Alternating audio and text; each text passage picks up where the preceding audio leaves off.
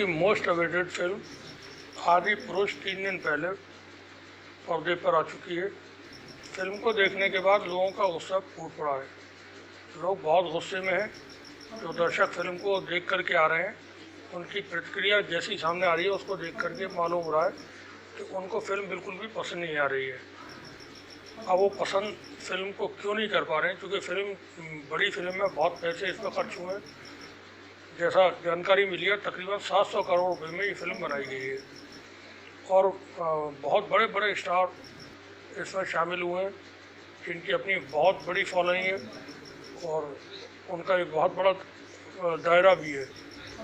तो ऐसे में फिल्म को देख करके जो दर्शक आ रहे हैं, उनके जो विचार हैं, उनके जो व्यूज आ रहे हैं, वो फिल्म को लेकर के निगेटिव है। अब इतना पैसा खर्च करने के बाद आदि पुरुष बनाने की ज़रूरत निर्माता, निर्देशक, राइटर इन लोगों को क्यों पड़ी? तो थोड़ा सा समझ लें कि ये फिल्म जो है वो हिंदी के दर्शकों के लिए नहीं बनाई गई है। जिन लोगों ने रामानंद सागर का रामायण देखा है, ये उन दर्शकों के लिए नहीं है। ये जो हिंदुत्ववादी विचारधारा है उसके प्रचार प्रसार के लिए साउथ इंडिया में, साउथ जो भारत है उसमें हिंदुत्व के एजेंडे को स्थापित करने के लिए प्रभास को इसमें शामिल किया गया। वहीं की एक्ट्रेस है और फिर फिल्म को तमिल, तेलुगु, कन्नड़, मलयालम कई भाषाओं में हिंदी के साथ साथ बनाया गया है। तो फिल्म जो मेकर्स हैं, फिल्म के जो राइटर्स हैं, उन्होंने इस फिल्म को ये हिंदी के दर्शकों के लिए नहीं बनाई है। रामानंद सागर का सीरियल देख चुके रामायण वाले दर्शकों के लिए नहीं बनाई है।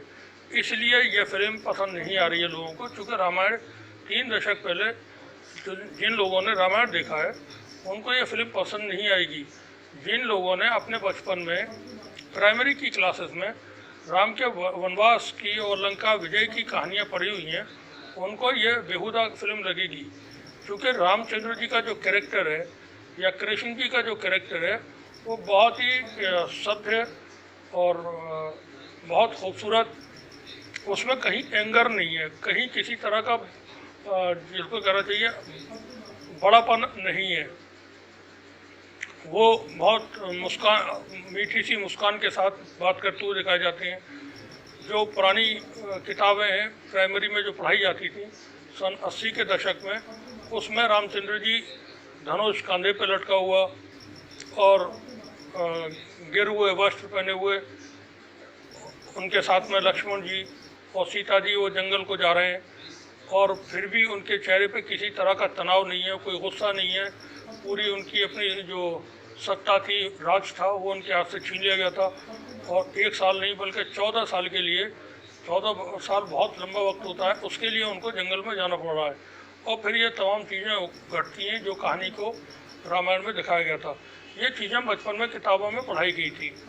अब जिन लोगों ने राम जी को उस रूप में देखा है उनको ये राम पसंद नहीं आएंगे, ये हनुमान पसंद नहीं आएंगे। जो हनुमान आंखें बंद करके, सर झुका करके राम के सामने मौजूद होते थे, बैठे होते थे, घुटना उनका झुका हुआ होता था और पूरा मस्तिष्क जो है, गर्दन उनकी झुकी हुई होती थी। अब के जो हनुमान है वो एकदम गुस्से में, लाल पीले जो गाड़ियों के पीछे तस्वीरें लगाई जाती हैं। तो ये जो हनुमान है वो बजरंग दल वाले हनुमान है। ये इत्तेफाक की बात है कि कल भूपेश बघेल जो छत्तीसगढ़ के मुख्यमंत्री हैं, उन्होंने इस बात को कहा है।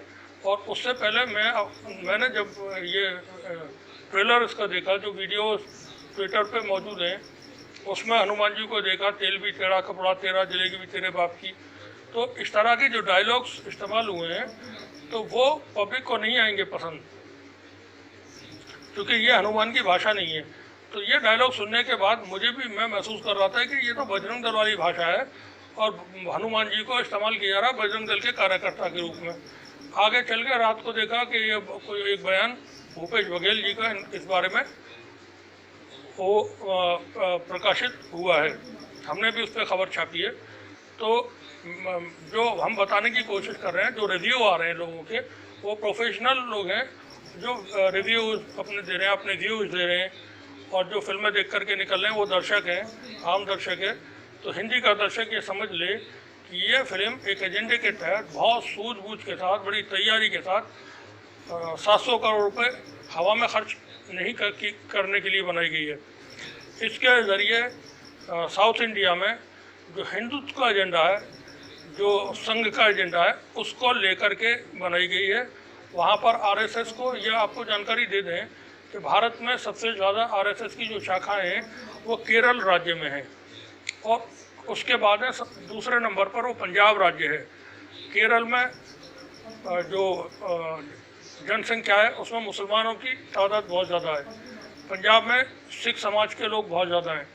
संघ को जो प्रॉब्लम है, संघ का जो दुश्मनी है वो दो समाज से है, एक सिख समाज है, दूसरे नंबर पर मुस्लिम समाज है।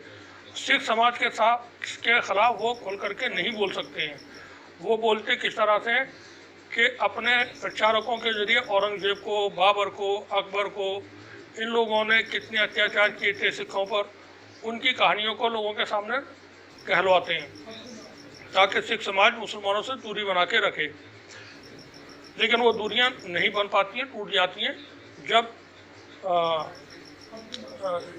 आंदोलन होता है CA/NRC का और दूसरे मामला आते हैं, तो सिख समाज के लोगों को हम देखते हैं कि मुस्लिम समाज के साथ कंधे से कंधा मिलाकर खड़े होते हैं। ये इससे प्रॉब्लम होती है आरएसएस को।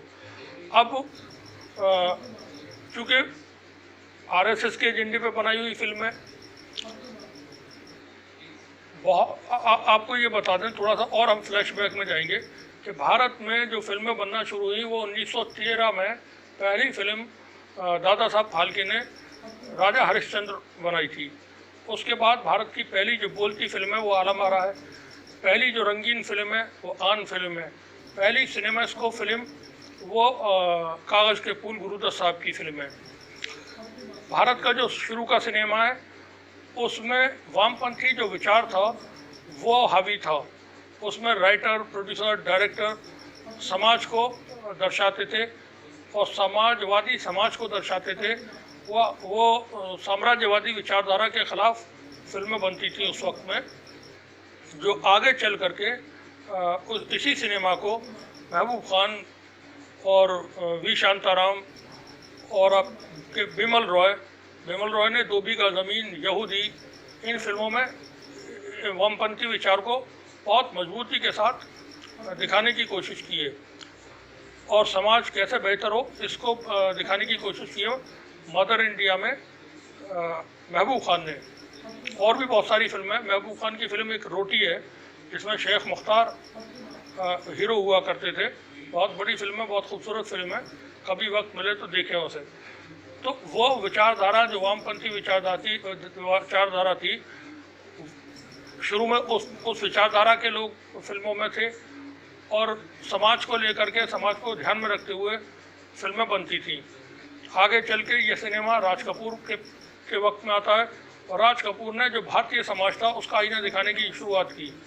श्री 420, आवारा, ये वो फिल्म है जो एकदम जो इंडियन सोसाइटी थी वो पर्दे पर उन्होंने पेश कर दी थी। फिर सिनेमा आता है जिसमें बहुत जिसको कहना चाहिए मसालेदार फिल्में बनना शुरू हुई, मार धाड़ से भरपूर और स्टोरी टाइप की, और उसमें रोमांटिक फिल्में बनना शुरू हुई। इसी पीरियड में वो फिल्में बनी थी जो कहानियों की फिल्में होती थी और ख़ास तौर से बंगाल के जो डायरेक्टर प्रोड्यूसर थे वो इन फिल्मों को बना रहे थे और मनोरंजन की फिल्में होती थी। 20 साल बाद है, बहुत खूबसूरत फिल्म थी वो। ममता है, अनपढ़ है और आपके बहुत देवर फिल्म है। तो ये वो सिनेमा था जो पैरेलल सिनेमा जिसको कह सकते हैं, कॉमर्शियल भी था, पब्लिक का सिनेमा भी था, आम आदमी का सिनेमा था जिसको लोग देखते थे। पब्लिक उन फिल्मों को पसंद करती थी। खामोशी फिल्म आप देखें तो ये जो सिनेमा था वो आगे चल के मसाला फिल्मों में तब्दील हुआ। और इसी दौर में एक फिल्म आई फूल और पत्थर। फूल और पत्थर के बाद फिल्मों का ट्रेंड मार धाड़ की तरफ हुआ। कहानियाँ पब्लिक को देख करके ध्यान में रखते हुए, क्योंकि समाज में एंगर था, उस समाज में एंगर को फूल और पत्थर में बहुत खूबसूरती से दिखाया गया और वो फिल्म अपने वक्त की ब्लॉकबस्टर 1968 में या 66 में हुई थी। लेकिन समानांतर एक जो सिनेमा था वो भी चल रहा था, जिसमें आंखें जैसी फिल्म बन रही थी, ममता जैसी फिल्में बन रही थी। ये फिल्में बहुत बड़ी हिट फिल्में थी, बहुत कामयाब थी। आगे चल के फिर वो दीवार और त्रिशूल, शोले, धर्मवीर, चाचा भतीजा, अमर अकबर अंतानी, इस तरह की फिल्में पर्दे पर आईं। रोटी थी उसमें, दो रास्ते। तो ये सिनेमा समाज को भी दर्शाता था और मसालेदार भी था। अब यहाँ पर सन 1970 के दशक में विचारधारा की पर आधारित फिल्में नहीं थी, वो मसालेदार फिल्में, कमर्शियल फिल्में बन रही थी। विचारधारा की फिल्में दोबारा से जो बनना शुरू हुई वो राम मंदिर आंदोलन के आते आते, इंदिरा गांधी जी की हत्या हो जाने के बाद, राजीव गांधी जी की हत्या हो जाने के बाद, जब आरएसएस ने राम मंदिर को लेकर के आंदोलन शुरू किया, तब आरएसएस ने अपने राइटर, प्रोड्यूसर, डायरेक्टर और जो स्टाफ होता है उनको इस्टेब्लिश किया फिल्मी दुनिया में भी। और उन लोगों ने फिर आगे चल के जो फिल्में बनाई, जिन फिल्मों में पहले फिल्म का खलनायक कोई साहूकार, जमींदार, डाकू, इस तरह का हुआ करता था, अब फिल्मों का ट्रेंड बदला और फिल्म का जो खलनायक था वो कोई मुसलमान जिसके चेहरे पे दाढ़ी और कंधे पे रुमाल पड़ा हुआ, सर पे टोपी और पठानी सूट पहने हुए, और वो टूटी फूटी अजीब सी तरह की उर्दू, कुछ पश्तो या अफगानी टाइप की भाषा बोलता हुआ होता था। और तबरेज़ खान, शमशेर खान, इस तरह के उसके नाम होते थे, क्योंकि पर्दे पर उनको खलनायक दिखाना था मुसलमान को। बाबरी मस्जिद टूट चुकी थी, ये उसके बाद का वक्त है। और फिल्मों में बहुत सारे प्रोड्यूसर, क्योंकि शुरू का जो सिनेमा था उसमें प्रोड्यूसर अपना पैसा लगा करके फिल्म बनाते थे, वो बहुत रिस्की था। एक फिल्म अगर किसी की डूब जाती थी तो उसका पूरा का पूरा एकदम कोलैप्स कर जाते थे वो प्रोड्यूसर। उनका अपना निजी पैसा होता था, अपना कमाया हुआ पैसा हुआ करता था। अब जब आगे चल के सिनेमा 1990 के दशक में पहुंचा, बाबरी मस्जिद टूटने के, शहीद होने के बाद पहुंचा, तब तक फाइनेंसर फिल्म इंडस्ट्री में आ चुके थे। अब प्रोड्यूसर को फिल्म बनाने के लिए बाजार से पैसा मिलता था, ब्याज पे, इंटरेस्ट पे, और वो अगर उसको 2 करोड़ में फिल्म बनानी होती है तो 5 करोड़ भी, 10 करोड़ भी उसको पैसा देने के लिए लोग बैठे होते थे कि ये लीजिए पैसा, जो इंटरेस्ट चाहे आप दे देना, पैसा हमारा लगा लो। जब इस तरह के प्रोड्यूसर, वो फाइनेंसर प्रोड्यूसर्स को मिलना शुरू हुए, तो उन्होंने जो नई विचारधारा थी, हिंदुत्व की विचारधारा, उसको ध्यान में रख करके फिल्में बनाना शुरू की। और वो सीधे सीधे हिट करना था एक कम्युनिटी को, एक रिलीजन को। अब जब आप गांव देहात की कहावत है कि बोया पेड़ बबूल का तो आम कहाँ से खाएं, जब आप इस तरह की विचारधारा पर काम करते रहे, अब एक गलत फिल्म बन गई है, आपने जो बनवाई खुद, अब वो पब्लिक को पसंद नहीं आ रही है, हिंदी के दर्शकों को, क्योंकि उन्होंने रामानंद सागर का रामायण देखा हुआ है। रामचंद्र जी को कभी गुस्से में होते ही नहीं थे। हम लोग बचपन में रामायण हम लोगों ने भी देखा, रामायण, संक्षिप्त रामायण, ये पढ़ना भी हुआ। रामचंद्र जी कभी गुस्से में हुए नहीं, उनके चेहरे पे बहुत खूबसूरत सी मुस्कान और बहुत ही अच्छा उनका जचने वाला चेहरा दिखाया जाता था। युद्ध के समय भी वो अपने दुश्मन के सामने खड़े होते थे, तब भी वो गुस्से में नहीं होते थे। तीर चले हुआ करते थे, तब भी गुस्से में नहीं होते थे। युद्ध हो रहे हैं भयानक, तब भी गुस्से में नहीं होते थे। उन रामचंद्र जी को अब ये कैसा दिखाया है फिल्म में आदिपुरुष में, क्योंकि हमने तो ये फिल्म देखी नहीं है, फिल्म देखना भी नहीं हो पाता है। जब से ये गंदी फिल्म है, गंदी फिल्म कहेंगे इनको, वल्गर फिल्म कहेंगे। अभी जैसे वो एक फिल्म बनाई थी पद्मावत, उसमें अलाउद्दीन खिलजी नशे में झूमता हुआ, उसके दाएं बाएं शुतुरमुर्ग चल रहे हैं और वो चला रहा है। अब ये क्या था, क्योंकि फिल्म मेकर्स को बोला जाता है कि तुम ऐसी फिल्में बनाओ। पृथ्वीराज फिल्म बनी, उसमें मोहम्मद गौरी को पृथ्वीराज ने उसको मार दिया, जैसा फिल्म में बताया जाता है कि है। मैंने वो फिल्म भी नहीं देखी है, 5-7 मिनट की फिल्म देखी होगी। अब चूँकि ये फिल्में हजम नहीं हो सकती, देखना मुमकिन ही नहीं है किसी को भी जिसने हिस्ट्री को पढ़ा हो, जिसको इतिहास का थोड़ा सा जानकारी है, जिसने इतिहास को पढ़ा हुआ है, वो ऐसी फिल्मों को नहीं देख पाएंगे किसी भी सूरत में। जिसने रामायण देखा हुआ है, आदिपुरुष को नहीं देख पाएगा कहीं भी, किसी भी तरीके से। अब वो उसको लेकर के बातें हो रही हैं कि चमगादड़ पे घूम रहा है रावण, और हनुमान जी को पिटाई हो रही है हनुमान जी की, और रामचंद्र जी को भी वो धक्के मार रहे हैं लक्ष्मण जी को, और फाइट जैसी फिल्मों में होती है उस तरह की दिखा रहे हैं। तो ये चूँकि आप लोगों ने ही ऐसे प्रोड्यूसर डायरेक्टर तैयार किए हैं, अपनी विचारधारा की आप फिल्में बनवाते हैं। अब ये कभी कभी दाव उल्टे ही पड़ जाते हैं, तैरने वाले डूबते हैं अक्सर। तो यहाँ तैरने वाले डूबे हैं। 700 करोड़ रुपए की फिल्म है, उम्मीद है आज तक तो चलेगी। संडे है, कल के बाद से दर्शक इस फिल्म को देखने के लिए कम से कम हिंदी वर्ल्ड में शायद ही जाएँ। जिन लोगों ने अब तक देख लिया उनका एंगर देखने के बाद बात ये है कि कोई भी सोसाइटी और रिलीजन विवाद पैदा नहीं करते हैं, रिलीजन धर्म कोई भी झगड़े पैदा नहीं करते हैं, रिलीजन लड़ाने की बात नहीं करते हैं। व्यापारी लोग, उद्योगपति लोग, राजनीतिक लोग, धर्म के व्यापारी जो धर्म का धंधा करने वाले हैं, राजनीति में जो धंधा करने वाले हैं, ये लोग समाज में हमेशा विवाद पैदा करते हैं, हमेशा लोगों को लड़ा करके रखना चाहते हैं और ऐसे काम करते हैं जिससे समाज में अशांति बनी रहे, फूट पड़ी रहे, ताकि उनके जो उद्देश्य हैं वो हल होते रहें। एक बार रामलीला में रावण का पाठ करने का मुझे भी हुआ है। तो वो सोसाइटी अलग थी, या अलग है आज भी। जो हिंदुत्व की विचारधारा वाली सोसाइटी है वो अलग है। तुम लोगों को पसंद आता है वो अलाउद्दीन खिलजी जो नशे में झूमता हुआ चला रहा है और बदतमीज किस्म का है। अलाउद्दीन खिलजी के वक्त में शेर और बकरी एक घाट पर पानी पीते थे। अलाउद्दीन खिलजी के वक्त में समाज ऐसा था, सोसाइटी ऐसी थी, इंसाफ ऐसा था कि अगर कोई भी व्यक्ति कम नाप तोल करता था तो उसके शरीर से उतना मांस निकाल लिया जाता था। कोई भी व्यक्ति, उसमें कौन है, अलाउद्दीन खिलजी ने जितने भी तुर्की के मिर्जा लोग थे जिनका उसके दरबार में बोलबाला था, उसने एक एक करके सबको हटा दिया था। औरंगजेब को लेकर के कि औरंगजेब सुबह को इतने हिंदुओं को मारने के बाद ये करता था, औरंगजेब ने मंदिर तमाम तोड़वा दिए। आप औरंगजेब को पढ़ना नहीं चाहते हैं। जब आप इस तरह की दुश्मनी समाज में या गलत एंगल से लोगों को 2 रुपये 10 रुपये में 5 किताबें आती थी, वो वाला इतिहास लोगों को पढ़ा करके और उनको जहरीला बना करके तैयार करेंगे तो वो फिर चीज़ें गड़बड़ होंगी।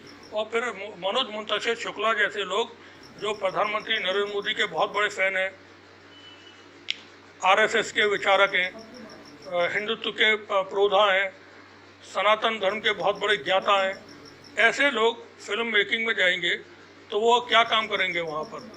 वो तो रामचंद्र जी को धक्के मरवाएंगे, जैसा फिल्म में दिखाया गया बताते हैं। वो हनुमान जी को पिटाई करवा रहे हैं उसमें। तो अब इसको आप हजम करें, देखें परेशानी क्या है, क्योंकि ये आपके खुद के पैदा किए हुए हैं ना नासिर। अब जैसे लोगों को आपने तैयार किया वो उसी तरह की चीज़ें परोस देते हैं कभी कभी, उस न चाहते हुए भी। गलती से उनसे ये फिल्म बन गई है और वो इत्तेफाक से हिंदी में भी रिलीज हुई है। अगर ये हिंदी में नहीं आती तो कोई बवाल नहीं होता, साउथ इंडिया में चलती, वो हिट हो जाती, सुपर हिट हो जाती, ब्लॉकबस्टर हो जाती, दर्शक वहाँ देख लेते। तो यहाँ थोड़ी सी चूक हो गई जो फिल्म को हिंदी में भी इन्होंने रिलीज करवा दिया। अब बहुत सारी लोग कह रहे हैं कि वो सेंसर बोर्ड ने कैसे पास कर दिया। तो सेंसर बोर्ड का अब कोई काम है नहीं।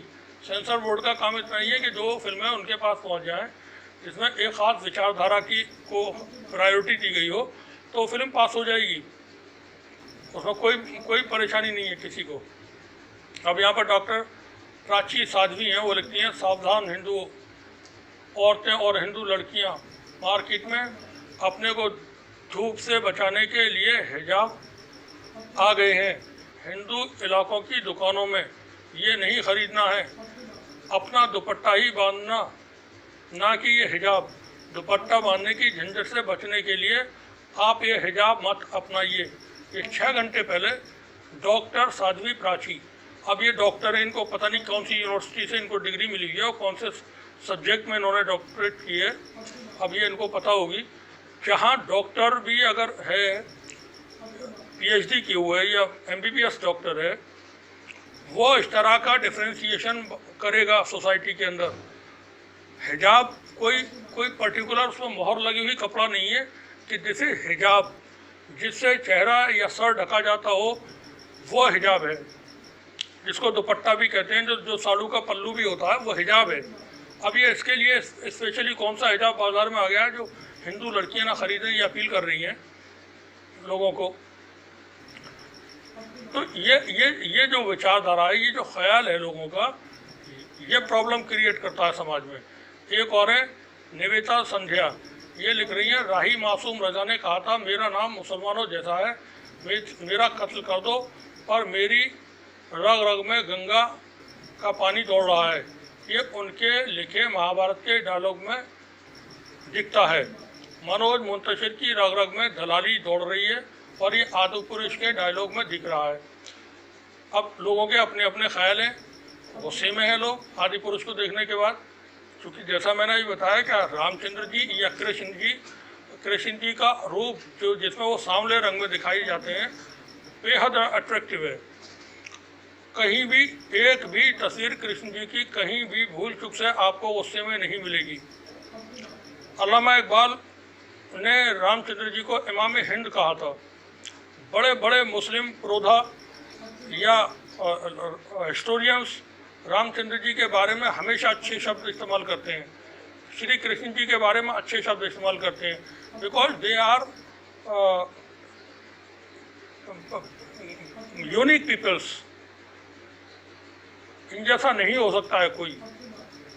अब आप धर्म को लेकर के जब चीज़ों को बांटेंगे और बताएंगे कि ये हिंदू है, ये मुसलमान है, ये नहीं करना है, हिंदू ऐसा होता है, मुसलमान ऐसा होता है, मुसलमान मांस खाता है, हिंदू मांस नहीं खाता, मुसलमान टोपी लगाता है, इनसे दूर रहो, मुसलमान ख़राब होते हैं, गंदे होते हैं, तो बर्दाश्त करो आदि पुरुष को। खेलो, देखो इसको सुपर हिट, इसको बनाइए आप दुनिया की सबसे सुपर हिट फिल्म। सब लोग जाएँ और आरएसएस को तो और अपील करना चाहिए, विश्व हिंदू परिषद को, बजरंग दल को, अभिनव भारत को और जितने अतिवादी चरमपंथी विचारधारा के संगठन हैं उनको अपील करना चाहिए अपने कार्यकर्ताओं से कि आप लोग जाएं और ये फिल्म ज़रूर देख करके आएँ, और जो नहीं देखेगा तो पाप का भागीदार होगा, उसको पाप लगेगा। रामायण में रामलीला में एक बार पाठ किया था, उसका एक डायलॉग है, वो मैं आपको संवाद जिसको हम हिंदी में कहते हैं, ये 20 भुजा क्या टूट गई जो तेरी बातों को मानूं मैं, है कौन राम कहाँ रहता है कुछ भी उसको नहीं जानूं मैं। तो जो हमारा गांव देहात है, हमारी जो सोसाइटी है, आप उसे तोड़ देना चाहते हैं। हमारा जो भारतीय कल्चर है उसको तोड़ देना चाहते हैं। ये हिंदू है, ये हिंदू है, ये हिंदू है, ये मुसलमान है, ये मुसलमान है, मुसलमान है। और तुम पागल बावले हो गए हो, कहीं अपना अपना इलाज कराइए आप लोग जा करके। मनोज मुंतशिर को इस फिल्म के राइटर होने की वजह से, डायलॉग राइटर होने की वजह से उसको भेजना चाहिए कहीं इलाज वलाज कराने के लिए, कि जाओ तुम अपना इलाज करवा लो, पहले ठीक हो जाओ ज़रा। तुम इस तरह से खिलवाड़ करोगे, तुम एजेंडे पर फिल्म बनाओगे। अब वो गालियाँ पड़ रही हैं, हिंदी के दर्शक गालियाँ दे रहे हैं। साउथ इंडिया से ऐसी कोई रिपोर्ट नहीं है कि उनको ख़राब लग दी वो फिल्म, क्योंकि उनको ज़्यादा जानकारी नहीं है कुछ भी रामायण के बारे में। तो वो जैसा भी दिखाया गया वो उसको देख रहे होंगे और उस पर तालियां बजा रहे होंगे। लेकिन भारत का जो हिंदी भाषी भाग है, उन्होंने तो राम को दूसरे तरीके से देखा। बचपन से किताबों में पढ़ते आए, खूबसूरत मुस्कान लिए हुए रामचंद्र जी चले जा रहे हैं, नल नील अंगद हनुमान जामवंत सब उनकी सेना में है। तो आप अजीब तरह से जब करेंगे बिहेव, सोसाइटी को बांटने का काम करेंगे, तो फिर ये चीज़ें होंगी। अब यहाँ पर बाबा भवंडर नाथ हैं, वो लिखते हैं, मेरे दृष्टि में आदि पुरुष फिल्म का इतना ही महत्व है कि इस फिल्म ने राष्ट्रवादियों की खाल में छिपे हुए दो कलीनियों की सत्यता को दिखा दिया है। रही बात फिल्म के VFX की, तो उसकी बत्ती बना लो और कहाँ कहाँ डालनी है, ये मियाँ मुंतशिर और ढोंग राउत को अच्छी तरह से पता है। मर्यादा पुरुषोत्तम प्रभु श्री राम की कथा तुम्हारी अम्मी का स्वयंवर नहीं, कि तुम अपनी कल्पना से अपने अब्बू के वस्त्रों का चयन कर लो। इस बात को मैं लिख तो सभ्य तरीके से भी सकता था, पर मियाँ मुंतशिर ही कह रहे थे कि ये युवा जनरेशन को यही भाषा समझ में आती है, तो जब जलनी ही है तो तेरे बाप की ही जले। और अपने यहाँ तो यह नियम है, जो जिस भाषा में समझेगा उसे उसी भाषा में समझाया जाएगा। ये बाबा भवंडर नाथ है, ट्विटर पे इन्होंने ये ट्वीट किया हुआ है। तो बाबा को भी उससे में ये सिमी सिमरन है, वो लिखती है हर जगह आदि पुरुष की चर्चा हो रही है, तो मैंने भी सोचा कि क्यों न एक फ़ोटो भी डाल दूं। पठान फिल्म के बेशम रंग वाले गाने पर छाती पीटने वाले कथित राष्ट्रवादी मित्रों से मैं ही नहीं बल्कि पूरा देश पूछना चाहता है कि सीता की इस ड्रेस बोल्डनेस को देखकर आपका खून क्यों नहीं खोला। यहाँ पर एक सीता जी की फिल्म है, शायद यही सीता जी बनी है, और उनकी एक तस्वीर डली हुई है, और वो थोड़ा सा एक तरफ से दाईं तरफ से काफ़ी हिस्सा खुला हुआ है, और वो बैठी हुई हैं, कुछ उदास लग रही हैं, कुछ नहीं है इसमें सीता जी। अब यहाँ पर पुरानी रामायण के एक सीन को भी प्रस्तुत यहाँ पे ये जयनारायण मिश्रा जी हैं, उन्होंने एक फ़ोटो डाला हुआ है जब रामचंद्र जी जंगल में हैं और हनुमान जी और सीता जी उनके साथ हैं, और पीछे कुछ और भी लोग नज़र आ रहे हैं। कुछ चित्र है ये जिसमें हिरन भी यहाँ मौजूद है चित्र में। इस तस्वीर में अगर आप देखेंगे तो रामचंद्र जी का वही खूबसूरत चेहरा आपको नज़र आएगा। तो ये जो अच्छा, यहाँ पर थोड़ा सा और एक बात ख्याल आ गई कि आपको बता दें कि जिस तरह का हनुमान जी का लुक है, तो हनुमान जी नहीं लग रहे हैं, वो बजरंग दल के कार्यकर्ता ही लग रहे हैं। और एक रावण जो है, रावण के 10 सर हैं, जैसा बताया था 10 सर मतलब बहुत ज़्यादा ज्ञानी था, इसलिए 10 सर उसके बना दिए गए थे। रामायण में भी ये दिखाया गया था, इस आदि पुरुष में भी उसको दिखाया गया। अब शायद पर्दे पर 10 सर दिखाने के लिए जगह कम पड़ गई होगी, तो वो डबल स्टोरी कर दिए हैं उसको, 5 नीचे और 5 ऊपर। जैसे मुंबई में सड़कों पर डबल डेकर बस चलती हैं, तो वो डबल डेकर स्टाइल में इसको ऊपर नीचे कर दिया है, 2 माले की खोपड़ी बना दी है। तो फिल्म मेकर्स ने इसमें जो किया वो वाकई में हैरान करने वाला है। लोग इसको देख करके कोई भी शायद, चूँकि हम लोगों ने जैसा बताया रामलीला देखी हुई है और रामायण देखी हुई है, और रामायण जब बचपन में आती थी टेलीविज़न पे, उस वक्त घर के दरवाजे खोल कर रखने पड़ते थे, क्योंकि इतनी भीड़ इकट्ठा हो जाती थी। टेलीविज़न बहुत कम थे, और एक जॉली नाम की कंपनी थी, उसका एक टेलीविज़न हमारे यहाँ भी था, 36 इंच की स्क्रीन थी, और ब्लैक एंड वाइट टीवी उस वक्त हुआ करते थे।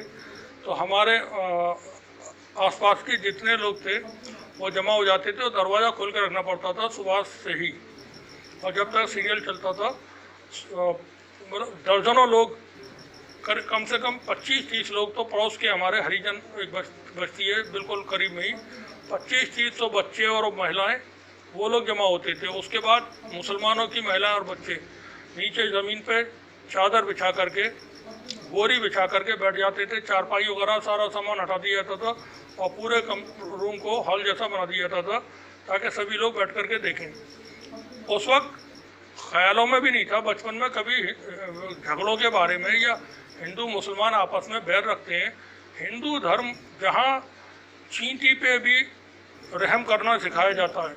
बचपन में हम देखते थे कि जो हमारे बुजुर्ग थे वो घर से बूरा ले करके जाते थे, और जहाँ चींटियाँ होती थी वहाँ बूरा या आटा डाल करके उनको आते थे। अब जो धर्म इतना रहम दिल हो जिसके मानने वाले, वहाँ आप हनुमान जी को भी गुस्से में, जैसे वो बिल्कुल एकदम आग बबूला हो रहे हैं। अब ये किसके हनुमान है? ये बजरंग दल वालों के हनुमान है, विश्व हिंदू परिषद RSS के हनुमान है।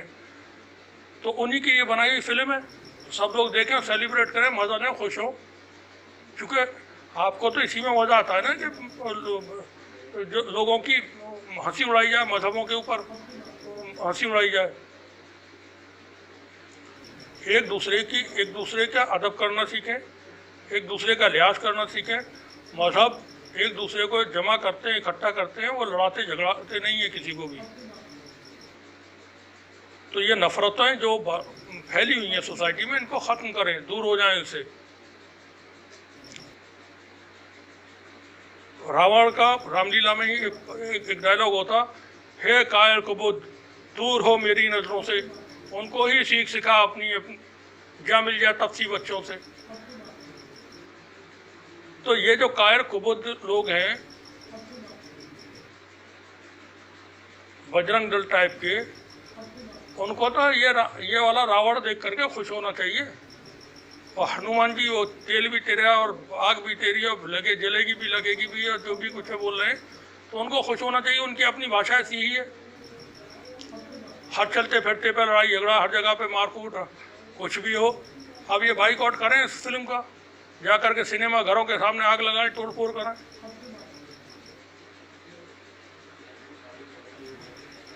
मीडिया, कोई भी माध्यम है, कोई भी मीडियम है, उसमें उसके जरिए अच्छे संदेश दिए जाएं। हम कपड़ों से पहचान लेते हैं।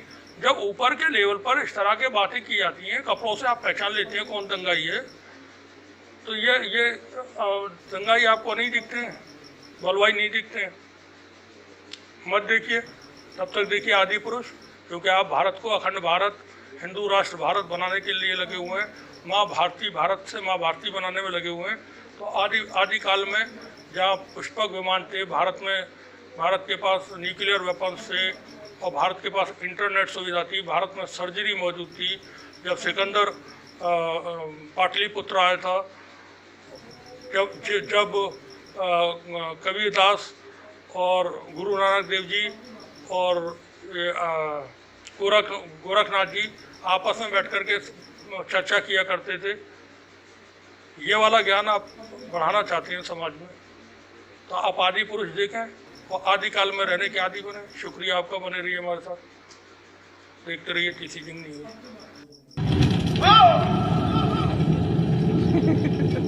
चली ना, अभी तो और चलेगी। बेटी तो पूरी जल जाएगी। बेचारा, तो पूरी जिसकी चलती है वही जानता है।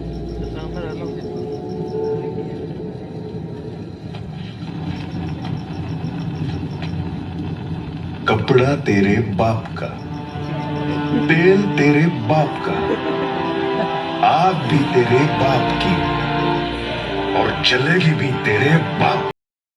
हमें अपनी सभी सांस्कृतिक और धार्मिक धरोहरों और मान्यताओं को जैसी वो हैं वैसे ही बनाए रखना चाहिए। उनमें किसी भी तरह के बदलाव की न तो जरूरत है, न करना चाहिए, और न ही किसी और को करने देना चाहिए। भला कोई अपनी नींव हिलाता है क्या? कोई अपनी जड़ें बदलता है क्या? हमारी इन धार्मिक सांस्कृतिक मान्यताओं और परंपराओं को किसी भी तरह का कोई नयापन देने की आवश्यकता नहीं है।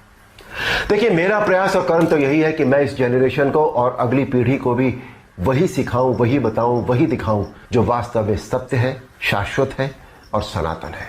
आखिर किसने अधिकार दे दिया कि कोई हमारी धार्मिक आस्था से छेड़छाड़ करे या हमारी भावनाओं को ठेस पहुंचाए? कुछ फिल्म मेकर्स, कुछ राइटर्स, कुछ पेंटर्स, कुछ एक्टर्स, कुछ एडवर्टाइजर्स को इस बात का विशेष ध्यान रखना चाहिए कि वो क्रिएटिव लिबर्टी के नाम पर धर्म का मजाक न बनाए और न ही किसी की मान्यता या परंपरा को तोड़ मरोड़ कर प्रस्तुत करें।